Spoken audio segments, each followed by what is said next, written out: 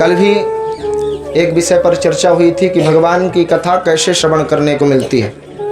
हमारे पास हर प्रकार का साधन है, लेकिन हम भगवान की कथा को श्रवण नहीं कर पाते हैं। ये भगवान की दिव्य कथा इतनी दुर्लभ है। भागवत जी के महात्म्य की कथा हम आपको श्रवण करावें। जब श्री सुखदेव जी महाराज राजा परीक्षित को श्रीमद् भागवत महापुराण की दिव्य कथा को श्रवण करवाने के लिए जैसे ही गंगा के किनारे उपस्थित हुए, भागवत जी की कथा का प्रारंभ किया, उन्होंने कथा सुनाना प्रारंभ की, उसी समय देवता लोग जो है अमृत का कलश लेकर के आए। बड़े ध्यानपूर्वक सुनिएगा। देवता लोग अमृत का कलश लेकर के आए और कहने लगे कि हे गुरुदेव, हमने सुना है कि राजा परीक्षित को जो है मृत्यु का भय सता रहा है। हमने सुना है कि राजा परीक्षित की 7वें दिन मृत्यु हो जाएगी और उस मृत्यु के भय के कारण महाराज परीक्षित आपकी शरण में भगवान की कथा को श्रवण करने के लिए उपस्थित हुए हैं। तो सुखदेव जी ने कहा, हाँ देवताओं, तुमने ठीक सुना है, लेकिन तुम लोग आए क्यों हो? तो श्री इंद्र जी कहते हैं, देवता लोग कहते हैं कि हे गुरुदेव, हमने सुना है कि राजन मरने वाले हैं और बड़े प्रतापी राजा हैं, और अगर ये मर गए तो धर्म की बड़ी हानि होगी। तो हम ये निवेदन करने के लिए आए हैं कि हमारे पास ये अमृत है ना, ये अगर जीव को पिला दिया जाए तो उसकी मृत्यु नहीं होती है। इस अमृत को पिलाने के बाद जीव अमर हो जाता है। तो श्री सुखदेव जी महाराज के मन में विचार आने लगा कि बताइए, देवता लोग इतने हितैषी कब से हो गए? देवताओं से बड़ा स्वार्थी कोई है नहीं, बड़े स्वार्थी देवता लोग, और आज बड़ी हित की बात कर रहे हैं कि बताओ ये अमृत पिला दो, ये हो जाएगा, वो हो जाएगा।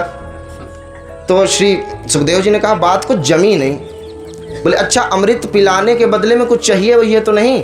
तो देवता लोग कहते हैं, महाराज बिना स्वार्थ के कहाँ कुछ काम चलने वाला है ना? बिना स्वार्थ के काम चलने वाला नहीं है। तो देवता लोग कहते हैं कि हे गुरुदेव, हम आपसे ये निवेदन करने के लिए आए हैं कि ये जो अमृत है, स्वर्ग का जो अमृत है, वो अमृत आप जो है किसको पिला दीजिए? महाराज परीक्षित को। और आप जो ये कथामृत महाराज परीक्षित को सुना रहे हैं, तो महाराज परीक्षित को पिला रहे हैं, ये कथामृत आप हमें पिला दीजिए। तुरंत सुखदेव जी ने कह दिया, एक बात निवेदन करूं, देवता लोग कभी घाटे का सौदा नहीं करते हैं। देवता लोग हमेशा फायदे के सौदे में रहते हैं।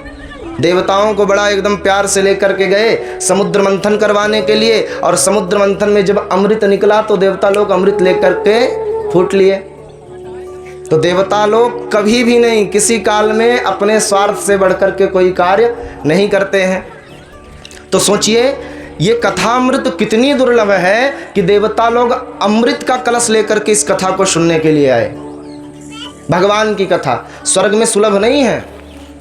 भगवान की कथा केवल और केवल मृत्युलोक में ही सुलभ है, वो भी केवल मनुष्यों को ही सुलभ है, वो भी उन मनुष्यों का। कल कहा था ना, भाग्योदयन बहुजन्म समर्जिते न, जिन मनुष्यों के जन्म जन्मांतर का भाग्य उदय हो जाए, उन्हीं मनुष्यों को ये भगवान की कथा सुलभ है। सब मनुष्यों को भी नहीं सुलभ है, सब तो गरियाते फिरे भगवान को। तो ये ऐसी कथा है जो देवताओं को भी दुर्लभ है। गोस्वामी श्री सुखदेव जी महाराज ने देवताओं को फटकार लगाई कि अरे मूर्ख बना रहे हो, ये जो है कांच का टुकड़ा लेकर के आए हो और सोच रहे हो कि हम तुमको कांच के टुकड़े के बदले में मणि प्रदान कर दें।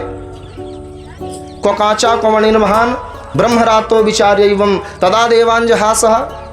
तुरंत फटकार लगाई कि भगो यहाँ से, तुमको हम ये कांच के टुकड़े के बदले में जो है मणि थोड़ी दे देंगे। देवता लोग बड़े उदास हुए, तुरंत ब्रह्मा जी के पास पहुंच गए। ब्रह्मा जी के पास पहुंच करके रोने लगे कि बताओ प्रभु, आप हम ये बताओ हमें कि हम देवता लोग श्रेष्ठ हैं कि नहीं हैं?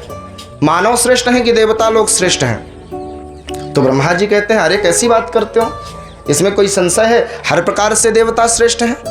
मानव किस प्रकार से श्रेष्ठ है? देवता से श्रेष्ठ मानव नहीं हो सकता। तो बोले प्रभु ये बताइए, आप कहते हैं हम देवता लोग श्रेष्ठ हैं, लेकिन सुखदेव जी महाराज ने तो हमको फटकार करके भगा दिया। बोले अच्छा, ऐसा क्या हुआ? बोले हम गए थे महाराज परीक्षित को जो है कथा अमृत पिलाने के लिए।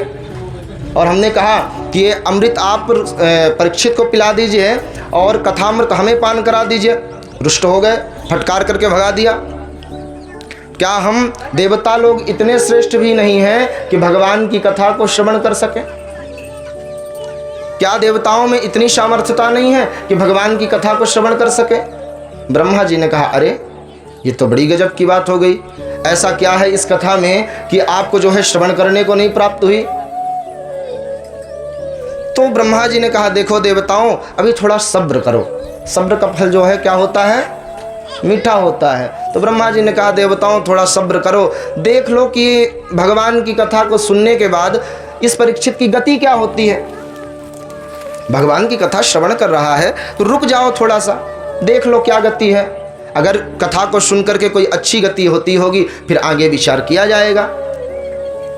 पर 7 दिन बाद जब महाराज परीक्षित की मुक्ति को देखा, देवता लोग आश्चर्यचकित रह गए, आश्चर्यचकित हो गए।